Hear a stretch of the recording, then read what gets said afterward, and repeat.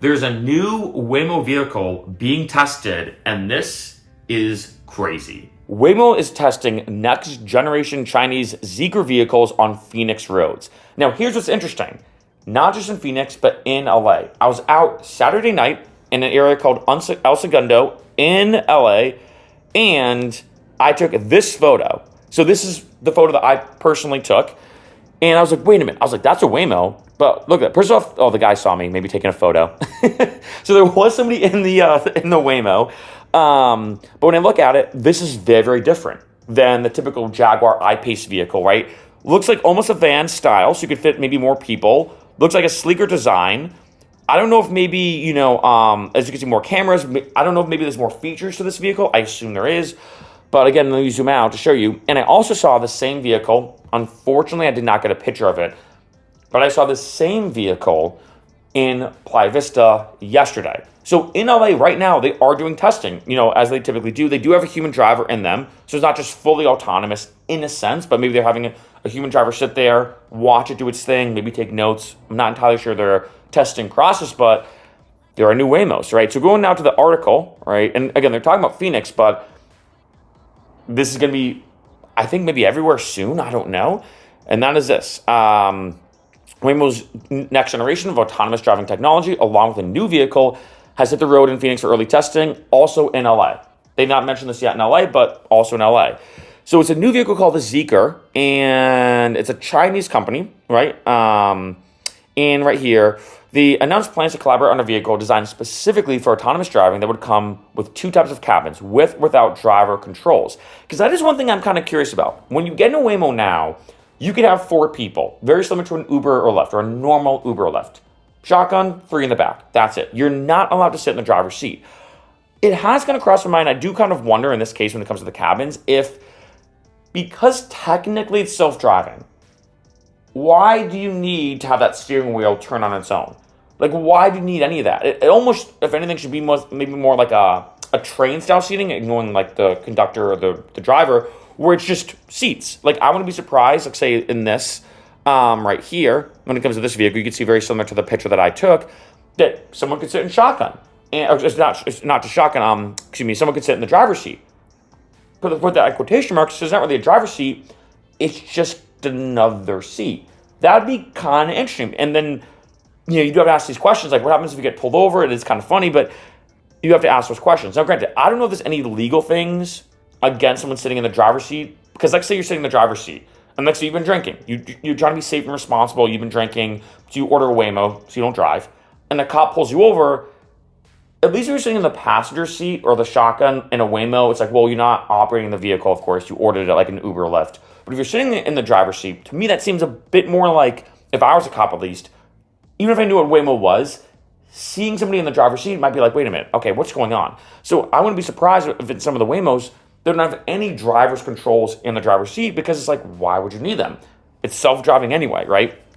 I'm going here, along the Jaguar I-Pace, like I just talked about, is already operating. The Zeekr uses 6th generation Waymo driver technology. Right now, the I-Pace uses 5th generation Waymo driver technology. According to Waymo, the 6th generation technology was designed to operate in even harsher weather conditions without manual intervention, including freezing temperatures that might not have been encountered in cities where Waymo has rolled out its fully autonomous service. And that is true, because if you think of like the main cities that Waymo's in right now is Los Angeles, Phoenix, San Francisco, and Austin. Austin does have some chilly times, but snow not really has been an issue. LA, of course, no. San Fran, maybe a little bit, but like, it's not like this is Boston or Chicago, right? In addition, they are rolling out Waymo to Miami and Atlanta. Still not the craziest weather conditions. But again, if they're going to touch Boston, we'll have to see what happens. Also, too, as a side note, I saw, like I said, this vehicle in Playa Vista yesterday. This looks like Playa Vista. This doesn't look like Phoenix to me. I mean, it probably is.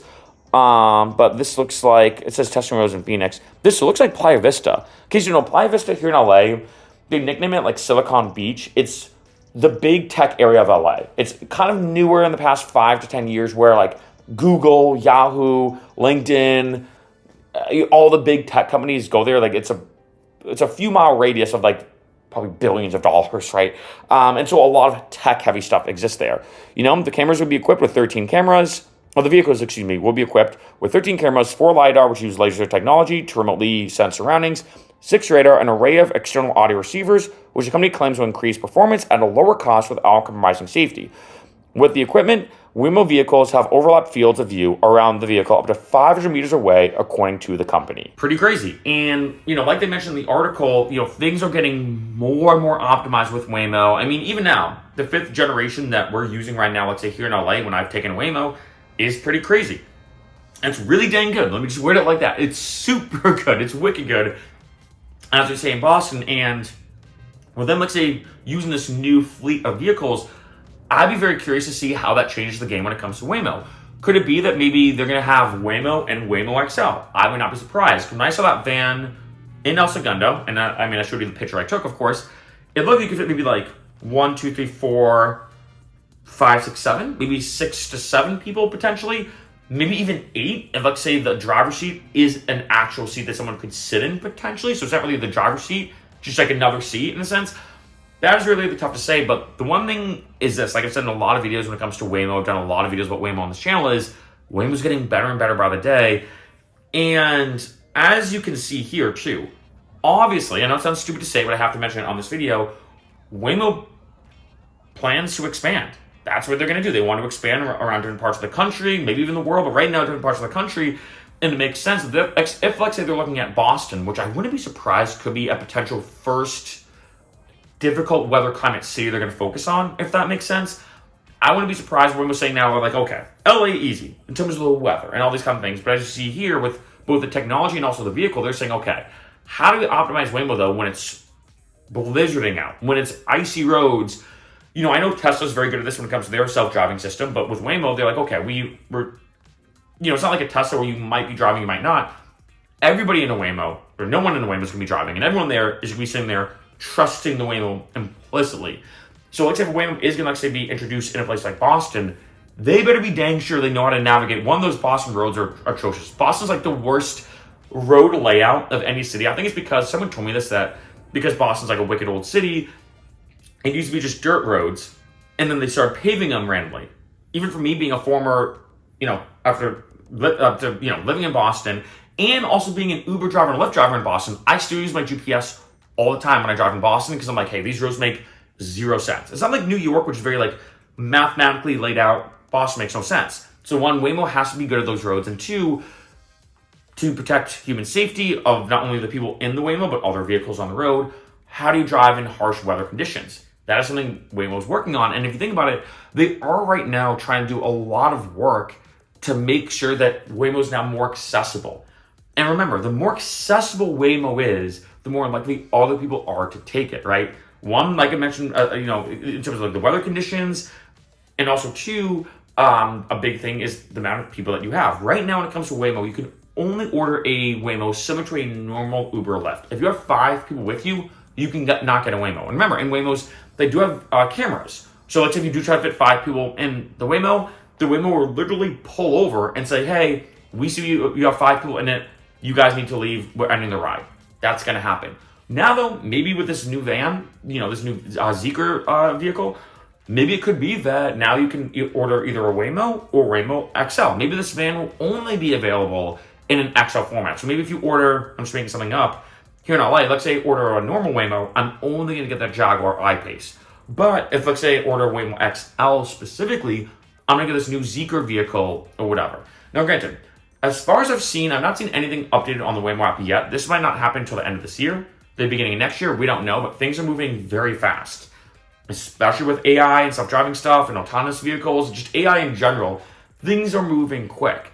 And especially because I saw it, Saturday night at the time of this video in El Segundo, and then literally yesterday during the day in Playa Vista. That is telling me, maybe just crazy coincidence, but that is telling me Waymo is really doing a lot of testing here in LA, and it could be very possible that within, again, maybe later this year, maybe within the month, who knows, but basically relatively soon, it is very possible that this new vehicle will be introduced with a lot more features and a lot better technology. And just remember, the better things get, the more Waymo's continuing to take over. And even though, like I said in other videos, Waymo rides are typically more expensive than Uber and Lyft.